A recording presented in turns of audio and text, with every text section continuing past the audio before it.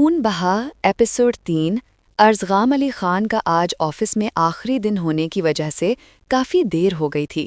اٹھنے سے پہلے اچانک اسے خیال آیا کہ آج اسے زینب نے کال کی تھی اور اسے کام زیادہ ہونے کی وجہ سے موقع ہی نہیں ملا۔ زینب کو کال ملاتے ہوئے وہ آفس سے نکلا تھا۔ دوسری طرف بیل جا رہی تھی لیکن کال ریسیو نہیں ہوئی۔ اس نے وقت دیکھا تو رات کے 12 ہو رہے تھے۔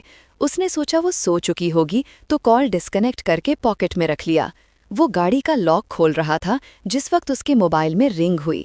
اس نے نمبر دیکھے بغیر کال ریسیو کی اور دوسری طرف کی آواز سن کر اس کے چہرے پر پتھریلے تاثرات نمودار ہوئے۔ کیوں کال کی ہے؟ وہ بولا تو اس کی آواز میں چٹانوں سی سختی تھی۔ تم نے میری بہن سے نکاح کیا ہے، ایک نمبر کے دھوکے باز انسان ہو تم۔ فائقہ تلملا کر بولی، ہاں ہوں، اور یہ سب میں نے آپ سے ہی سیکھا ہے مس فائقہ سلطان صاحبہ۔ اب کی بار وہ بولا تو اس کی آواز میں طنز کی آمیزش تھی۔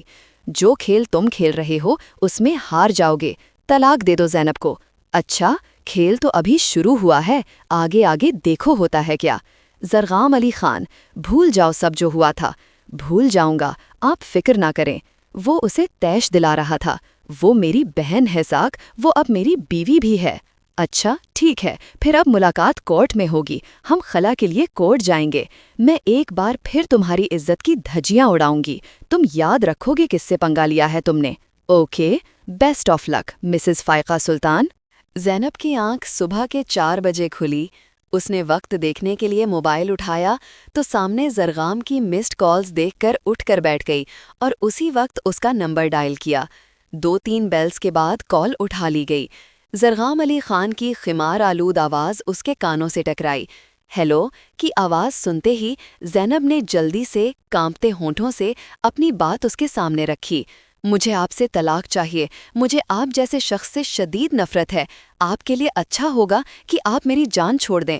آپ ہیں کون؟ اس کی اتنی لمبی تقریر کے جواب میں جو سوال کیا گیا وہ سن کر وہ تھوڑی دیر کے لیے وہ خاموش ہو گئی۔ آپ نے کتنی لڑکیوں سے شادی کر رکھی ہے؟ میں زینب سلطان ہوں۔ جی کو لمبا کھینچا گیا۔ جی کیا؟ کچھ نہیں۔ آپ نے مجھے اس وقت یہ بتانے کے لیے کال کی ہے کہ میں آپ کا پیچھا چھوڑ دوں؟ اگر میں نہ کر دوں تو پھر آپ کیا کریں گی؟ زینب خاموشی سے ہونٹ کاٹنے لگی۔ اسے سمجھ نہیں آ رہی تھی کہ وہ کیا کہے۔ زینب، زرغام علی خان، میں نے آپ کو پورے ایک گاؤں کے سامنے اپنایا ہے۔ اب آپ میری ملکیت ہیں، میں جب چاہوں آپ کو اپنے گھر لا سکتا ہوں، لیکن میں آپ کو وقت دینا چاہتا ہوں۔ آپ کے بھائی نے جو کیا اس کی سزا تو آپ کو بھی ملے گی۔ جی، اور بہن کے کیے کی بھی۔ زینب کی طرف سے فوری جواب آیا تھا، جبکہ دوسری طرف خاموشی چھا گئی تھی۔ اسے امید نہیں تھی کہ وہ کچھ جانتی ہوگی۔ جی ہاں، اس کی بھی۔ اس کی سرد آواز زینب کے کانوں سے ٹکرائی اور ساتھ ہی ٹون کی آواز کے ساتھ کال کاٹ دی گئی تھی۔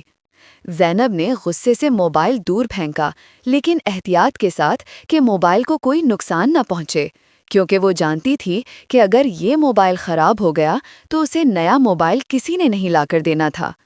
یہ ایک پرائیویٹ ہسپتال کی سرجیکل وارڈ تھی، جہاں اس وقت اس کے سامنے ایک زندہ لاش موجود تھی۔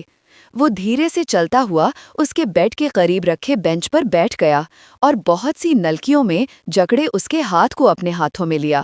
جانتی ہیں، میرا نکاح ہو چکا ہے، میں نے شادی کر لی ہے، لیکن آپ تو تھی ہی نہیں میری شادی پہ۔ آپ کتنا سوتی ہیں، آپ کی یہ نیند پورا ہونے کا نام ہی نہیں لے رہی۔ سالوں ہو گئے ہیں مجھے آپ کے جاگنے کا انتظار کرتے ہوئے۔ آپ کو مجھ سے بالکل بھی محبت نہیں، ورنہ آپ میرے جگانے پر ایک بار تو اٹھ جاتے۔ سامنے لیٹے وجود کی آنکھ سے آنسو نکل کر ان کے کان کی طرف بھاگنے لگا، جسے اس نے اپنے پوروں پر چن لیا۔ میں جانتا ہوں آپ سن رہی ہیں، آپ اپنے آنسو سے مجھے بلیک میل کر دیتی ہیں، لیکن اٹھتی نہیں ہیں۔ اس نے اس کی پیشانی کا بوسہ لیا اور بیرونی دروازے کی طرف مڑ گیا۔ وہ گہری نیند سوئی ہوئی تھی جب کسی نے اسے جھنجھوڑ کر جگایا۔ اس نے پٹ سے آنکھیں کھولی اور سوئی جاگی کیفیت میں سمجھنے کی کوشش کرنے لگی کہ اس کے ساتھ کیا ہوا ہے۔ تبھی اس کی آنکھوں کے سامنے فائقہ کا چہرہ لہرایا۔ وہ جلدی سے اٹھ کر بیٹھ گئی اور جمائی لیتے ہوئے اس ہاتھ سے روکنے کی ناکام کوشش کی۔ بیا، تم اتنی صبح صبح یہاں کیا کر رہی ہو؟ تمہارا شوہر نامدار آج کدھر ہے؟ اس سب کو چھوڑو، تم اٹھو، میں تمہیں لینے آئی ہوں۔ مجھے لینے آئی ہیں؟ وہ کیوں؟ تم پہلے جاؤ فریش ہو کر آؤ۔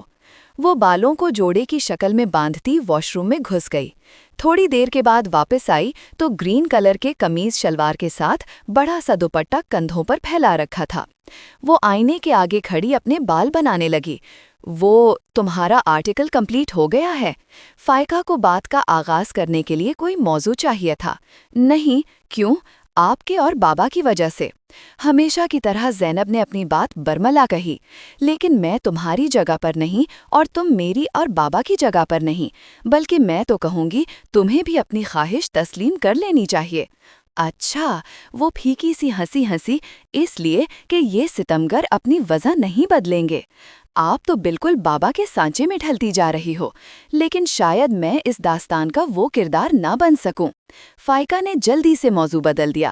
اچھا چھوڑو وہاں باتوں کو، تم میرے ساتھ چلو، ہمیں ایک جگہ جانا ہے۔ وہ خاموشی سے اسے دیکھنے لگی، جس پر فائقہ نے نظریں پھیر لیں۔ پھپھو سے اجازت لے لی ہے میں نے۔ فائقہ اسے لے اسلام آباد کے مشہور بیرسٹر شہریار افندی کے پاس آئی تھی۔ سر، ہم لوگ خلا کا کیس دائر کرنا چاہتے ہیں۔ فائقہ کی بات پر زینب حیران ہو کر اسے دیکھنے لگی۔ آپ یہ کیا کہہ رہی ہیں؟ چلیں یہاں سے، مجھے یہاں گھبراہٹ ہو رہی ہے۔ وہ فائقہ کو بیرسٹر شہریار کے چیمبر میں چھوڑ کر باہر نکل آئی۔ جلد بازی کی وجہ سے وہ راہدری مڑتے ہوئے سامنے سے آتی شخصیت کو نہ دیکھ سکی اور اس کے سینے سے جا ٹکرائی۔ سامنے والے نے اتنی ہی تیزی سے اسے پیچھے کیا تھا، لیکن وہ دونوں ایک دوسرے کو دیکھ کر اپنی اپنی جگہ منجمد ہو گئے۔ بلو کلر کے 3 پیس سوٹ میں آنکھوں پہ سن گلاسز چڑھائے وہ وہی تھا۔ زینب! فائقہ کی آواز پر زینب ہوش کی دنیا میں لوٹی، جبکہ اس کے سامنے کھڑے زاک کو دیکھ فائقہ تیزی سے آگے بڑھی اور زینب کو پیچھے دھکیلتے ہوئے زرغام کے سامنے کھڑی ہو گئی۔ فائقہ کو دیکھ کر وہ ادھر ادھر دیکھنے لگا اور فائقہ کی سائڈ سے نکلنے لگا۔ جب اس نے زرغام کا بازو دبوچ لیا، زرغام نے نفرت سے اس کا ہاتھ اپنے بازو سے جھٹکا۔ کیا مسئلہ ہے آپ کے ساتھ؟ یہاں کون سا تماشا کرنا چاہتی ہیں؟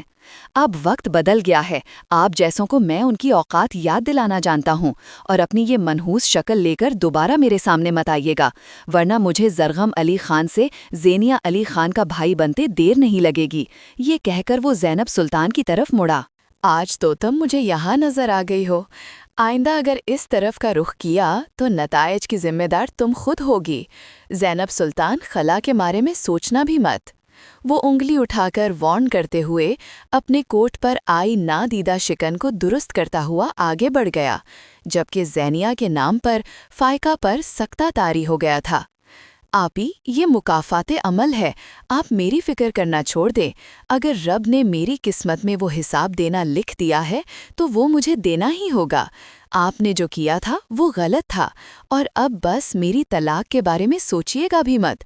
میں یہ داغ سر پہ نہیں سجانا چاہتی۔ فائقہ سی گہری سوچ میں تھی۔ چلو ابھی تو گھر چلتے ہیں۔